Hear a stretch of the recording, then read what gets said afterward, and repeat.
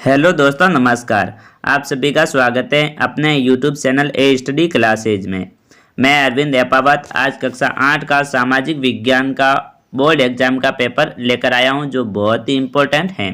तो साथियों, आप वीडियो के अंत तक ज़रूर बने रहे और अभी तक आपने मेरा यूट्यूब चैनल सब्सक्राइब नहीं किया है तो उसे सब्सक्राइब जरूर कर ले। तो साथियों, बिना टाइम गवाए स्टार्ट करते हैं आज का पेपर। तो आपका जो पहला क्वेश्चन है, सही उत्तर का चयन कीजिए। तो इसके अंदर आपको कोष्टक के अंदर अपशब्द पढ़ने हैं। तो देखो, पहला क्वेश्चन है आज का, अल्पसंख्यक की अवधारणा का संबंध है। तो मैं डायरेक्ट इनके आंसर बताऊंगा, मैं सारे ऑप्शन नहीं पढ़ूंगा। तो इसका राइट आंसर क्या हो जाएगा?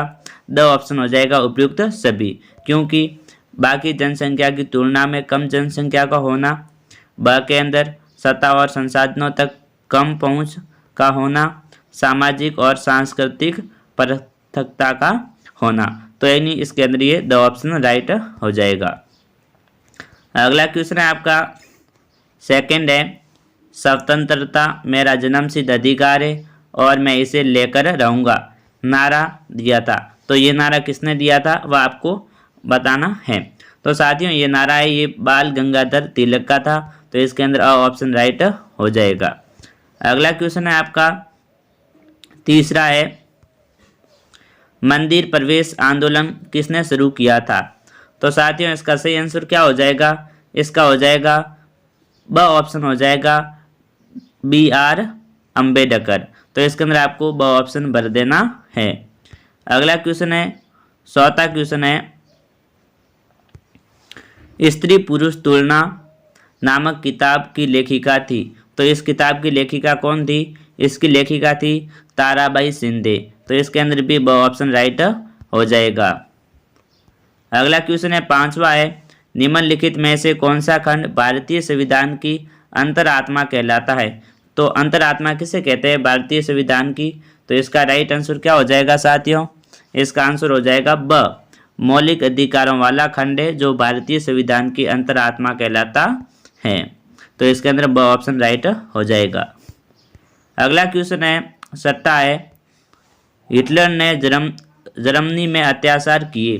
तो इसके अंदर जो हिटलर था उसने जर्मनी में किसके ऊपर अत्याचार किए थे, कौन सी जाति के ऊपर, वह बताना है। तो इसका राइट आंसर हो जाएगा ऑप्शन हो जाएगा यहूदियों पर किए थे। तो इसके अंदर ऑप्शन राइट हो जाएगा। अगला क्वेश्चन है सातवां क्वेश्चन है, मध्य भारत के जंगलों में रहते हुए अंग्रेजों के साथ छापामार युद्ध किया था। तो किसने किया था छापामार युद्ध? उन व्यक्ति का इसके अंदर क्या बताना है, आपको नाम बता देना है। तो साथियों, इसका सही आंसर क्या हो जाएगा? तात्या तोपे हो जाएगा। तो इसके अंदर ऑप्शन राइट हो जाएगा। अगला क्वेश्चन है, वह व्यक्ति जो सरकार की ओर से न्यायालय में मुकदमों की पैरवी करता है कहलाता है। तो साथियों, वो क्या कहलाता है? तो इसके अंदर हो जाएगा ब ऑप्शन राइट हो जाएगा, सरकारी वकील कहलाता है। क्या कहलाता है? सरकारी वकील कहलाता है। अगला क्वेश्चन है नवा क्वेश्चन है, स्थायी बंदोबस्त लागू होने के समय भारत का गवर्नर जनरल था। तो कौन थे गवर्नर जनरल उस टाइम के भारत के, वो आपको बताना है। तो इसका राइट आंसर क्या हो जाएगा? ऑप्शन हो जाएगा चार्ल्स कॉर्नवालिस थे। तो अगला क्वेश्चन है आपका 10वां क्वेश्चन है, इसका आंसर आप मेरे को कमेंट करके जरूर बताओगे क्योंकि बहुत ही आसान क्वेश्चन है। तो नील विद्रोह का सूत्रपात हुआ था। तो नील विद्रोह कब हुआ था? इसका आंसर आपको कमेंट करके मेरे को जरूर बता देना है कि नील विद्रोह कब हुआ था। अगला क्वेश्चन है 11वां क्वेश्चन है, वह है बिरसा जिस जनजाति के समूह से संबंधित थे वह है। तो जो बिरसा थे वो क्या थे जाति से? मुंडा जाति से थे। तो इसका राइट आंसर क्या हो जाएगा? ऑप्शन राइट हो जाएगा साथियों। 12वां क्वेश्चन है, असम में सोमग्राम संगमा द्वारा वन सत्याग्रह किया गया। तो साथियों, इसका सही आंसर क्या हो जाएगा? ऑप्शन हो जाएगा सन 1930 में किया गया था। फिर देखो अगला क्वेश्चन है आपका 13वां क्वेश्चन है, घुमतू किसान मुख्य रूप से रहते थे। तो साथियों, इसका राइट आंसर क्या हो जाएगा? द ऑप्शन हो जाएगा पूर्व उत्तर और मध्य भारत में रहते थे। तो इसके अंदर आपको द ऑप्शन भर देना है। अगला क्वेश्चन है 14वां, भारतीय संविधान का जनक किसे कहा जाता है? तो भारतीय संविधान का जनक किसे कहा जाता है? डॉक्टर BR अम्बेडकर को कहा जाता है। तो इसका राइट आंसर ऑप्शन हो जाएगा।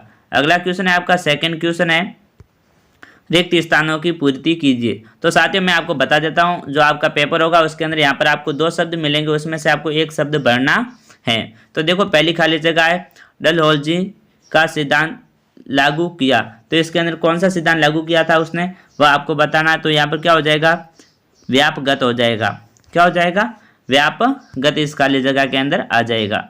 अगला है सेकंड क्वेश्चन है, मराठा रियासत मुख्य रूप से भारत के किस भाग में स्थित है। तो साथियों यहाँ पर भारत के यहाँ पर आएगा, तो यहाँ पर खाली जगह क्या आ जाएगा, इसके अंदर आ जाएगी, इसका जो होगा दक्षिण पश्चिम, क्या हो जाएगा, दक्षिण पश्चिम भाग में स्थित है। कहाँ पर स्थित है, दक्षिण और पश्चिम भाग में।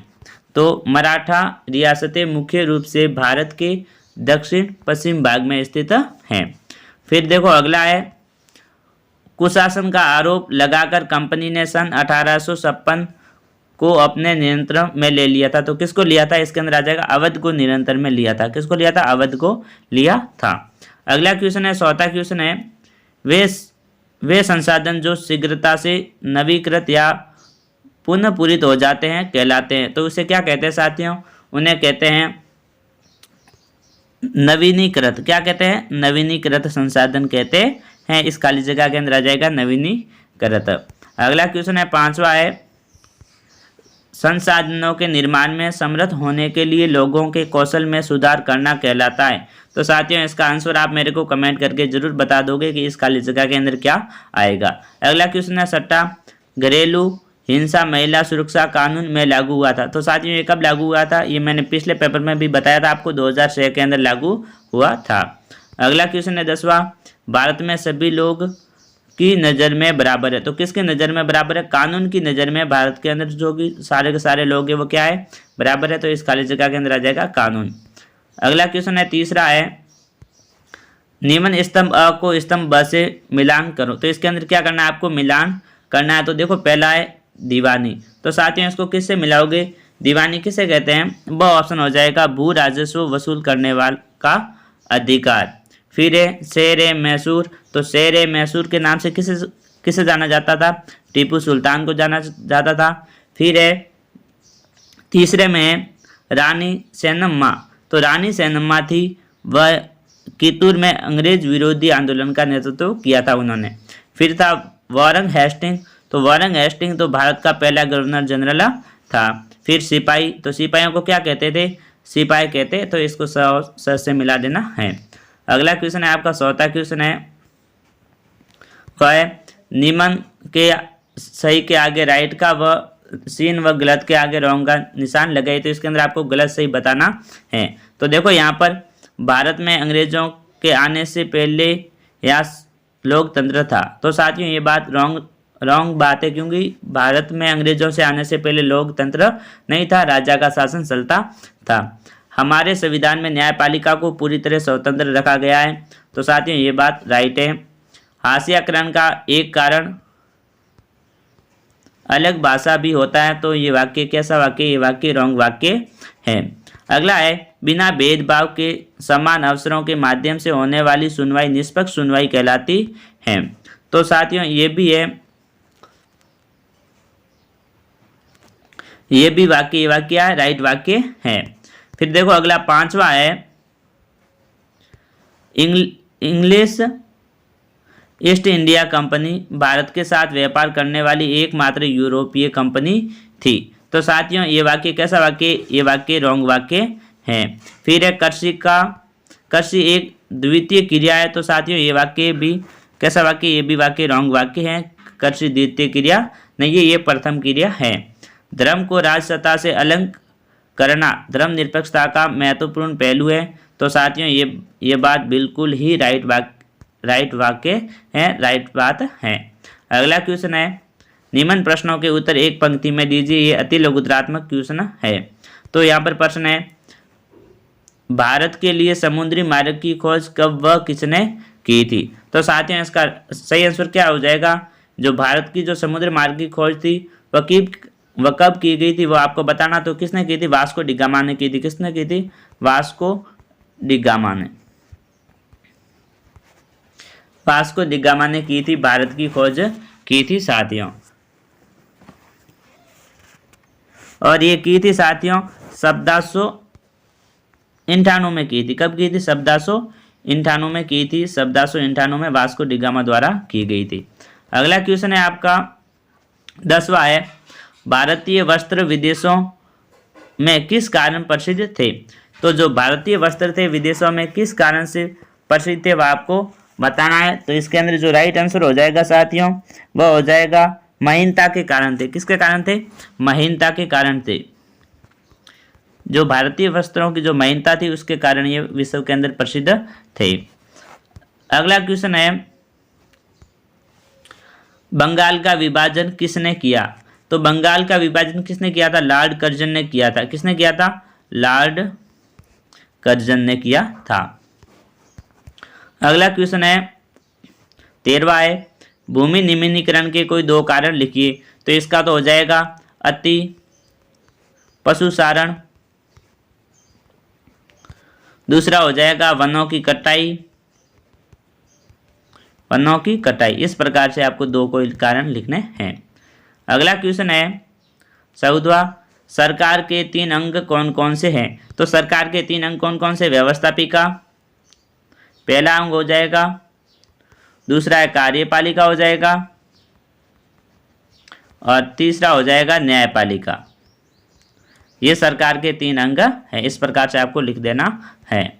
अगला क्वेश्चन है 15वां है, धर्मनिरपेक्षता का मूल मंत्र क्या है? तो धर्मनिरपेक्षता का मूल मंत्र यह है कि किसी राज्य या किसी देश द्वारा कोई अपना धर्म निश्चित नहीं करना और किसी भी धर्म की बड़ाई नहीं करना, किसी भी धर्म को ज़्यादा नहीं मानना है, सभी धर्मों को समान रूप से मानना है। अगला क्वेश्चन है 16वां है, राजस्थान में करणी माता का मंदिर कहाँ स्थित है? तो साथियों ये जो करणी माता का मंदिर है वो कहाँ स्थित है? देशनोक बीकानेर में। कहाँ पर है? देशनोक बीकानेर में स्थित है। तो इसका आंसर हो जाएगा। अगला क्वेश्चन है 17वां है,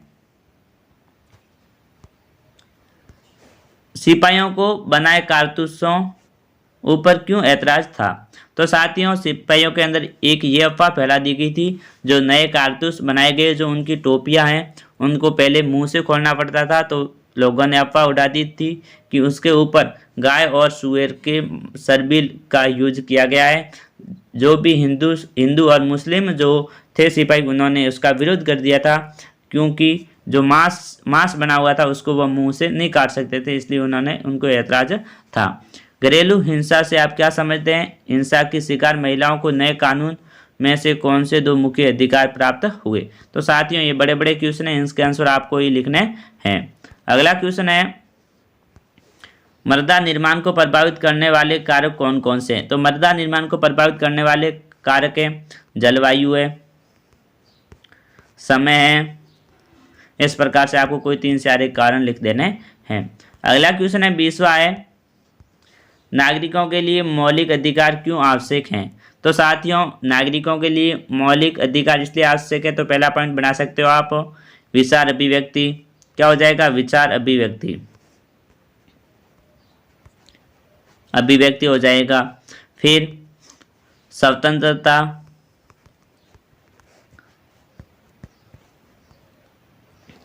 आने जाने की स्वतंत्रता, कहीं पर भी घूमने की। इस प्रकार से आपको कम से कम 5 से पॉइंट लिख देने हैं।